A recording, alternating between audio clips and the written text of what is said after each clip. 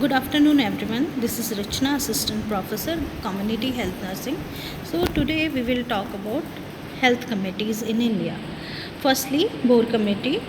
Boer Committee was constituted by pre-independent Government of India under Sir Joseph William Boer, and he was Indian civil servant. And this committee was formed in 1943. And firstly, the name given to this committee was Health Planning and Development Committee. Later on, after the name of Sir Joseph William Boer, it was named as Boer Committee. These were some terms of references given by Boer Committee. Survey of existing conditions and organization should be done. ठीक है, उस time पे ये बोला गया, जो Bhore committee ने reference दिया कि भाई एक सर्वे होना चाहिए जो एग्जिस्टिंग हेल्थ कंडीशंस हैं लोगों की और ऑर्गेनाइजेशन हैं जो हेल्थ ऑर्गेनाइजेशन उनका सर्वे होना चाहिए. सेकेंडली सजेशन दिए उन्होंने for future development.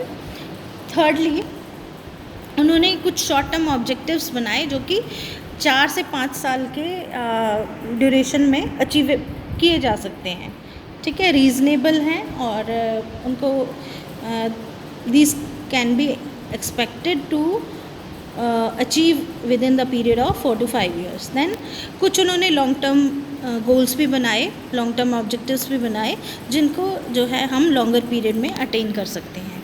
So bore committee की जो report I, it was submitted in 1946 and it has 4 volumes. ठीक है, इसके 4 वॉल्यूम थे. फर्स्ट वॉल्यूम में सर्वे किया गया, सर्वे बताया गया कि जो सर्वे हुआ है of the state of the public health and existing health organisation. And second जो वॉल्यूम था it that includes recommendation. Third volume में अपेंडिसेस है और फोर्थ वॉल्यूम में समरी. देन ऑब्जर्वेशंस, जो बोर कमेटी ने सर्वे किया उसमें जो ऑब्जर्वेशंस आई उसमें क्रूड डेथ रेट था 22.4 per 1000 population, infant mortality rate 162 per 1000 live births, maternal mortality rate 20 per 1000 live births, life expectancy at birth was 27 years at that time in 1945-46 जब ये report submit की गई. Then observations में और भी आए चीज़ कुछ, जैसे कि कम्युनिकेबल डिजीज़ के इंसिडेंट्स थे वो बहुत हाई थे उस टाइम पे, और जो एपिडेमिक था वो चिकन पॉक्स और कॉलेरा का एपिडेमिक बहुत फैला हुआ था. Then many of the health problems were preventable. बहुत सारी ऐसी जो हेल्थ प्रॉब्लम्स थी उनमें से ज़्यादातर प्रिवेंटेबल थी.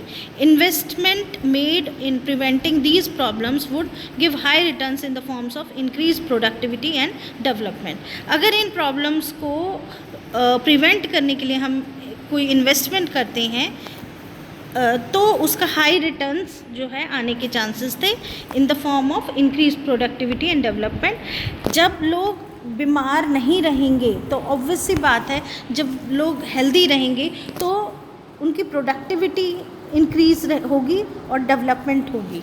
ठीक है, कंट्री की भी डेवलपमेंट होगी. सो ये ऑब्जर्वेशंस दी गई. Now what were the recommendations of bore committee. Short term plan थे कि जो कि 5 से 10 साल के बीच में इम्प्लीमेंट होने थे. उसके according each primary health centre in the rural area to cater to a population of 40,000. एक पीएचसी रूरल एरिया में 40,000 की पॉपुलेशन को कवर करे. ठीक है, secondary health centre to serve as supervisory, coordinating and referral institution. जो secondary health centres हैं और यू कैन से CHC और डिस्ट्रिक्ट हॉस्पिटल, ठीक है, उनको सुपरवाइजरी इंस्टीट्यूशन या कोऑर्डिनेटिंग इंस्टीट्यूशन और रेफरल इंस्टीट्यूशन के रूप में यूज़ किया जाए. वो इस तरह से जो है पब्लिक को सर्व करें. For each PHC 2 medical officer, 4 public health nurses, 1 nurse, 4 midwives, 4 trained dais and 15 class 4 employees. एक पीएचसी के लिए ये सारी जो है स्टाफिंग पैटर्न होना चाहिए. 2 medical officer, 4 public health nurse, 1 staff nurse, 4 midwifes, 4 train dais and 15 class 4 employees. Long term plan जो था वो था हेल्थ केयर सिस्टम को 3 टायर्स में 3 टायर सिस्टम में बांटा गया था. फर्स्ट आया प्राइमरी हेल्थ यूनिट्स थी, जो कि 75 बेडेड हॉस्पिटल होना चाहिए फॉर ईच 10,000 to 20,000 पॉपुलेशन। हर 10,000 से 20,000 की पॉपुलेशन पर एक प्राइमरी हेल्थ यूनिट होनी चाहिए और वो 75 बेडेड हॉस्पिटल होना चाहिए। उसके स्टाफिंग पैटर्न में 6 medical officer, 6 public health nurse, 2 sanitary inspectors, 2 health assistants and other supportive staff होना चाहिए।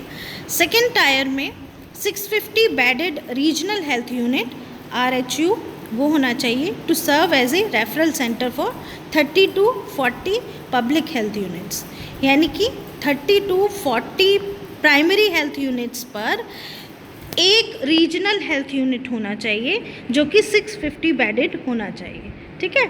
सो थर्ड टायर पे आया कि भाई जो 3 मिलियन की पॉपुलेशन है, ठीक है, उस पर एक डिस्ट्रिक्ट हॉस्पिटल होना चाहिए जो कि 2500 बेडेड होना चाहिए। ठीक है। तो ये रिकमेंडेशंस आई। उसके अलावा 3 months training in preventive and social medicine to prepare social physicians. ठीक है। अभी जिनको हम कम्युनिटी हेल्थ ऑफिसर कह लो या कुछ भी कह लो, ठीक है, तो ये कम्युनिटी के लिए जो फिजिशियंस तैयार किए गए उनको सोशल फिजिशियन नाम दिया गया। उनकी 3 महीने की ट्रेनिंग डॉक्टर्स की होनी चाहिए इन प्रिवेंटिव एंड सोशल मेडिसिन। ठीक है, ताकि उनको एक सोशल फिजिशियन जो कम्युनिटी में ही काम करें, बेसिकली रूरल एरियाज़ में जो काम करें। Special emphasis on preventive work, integration of curative and preventive services.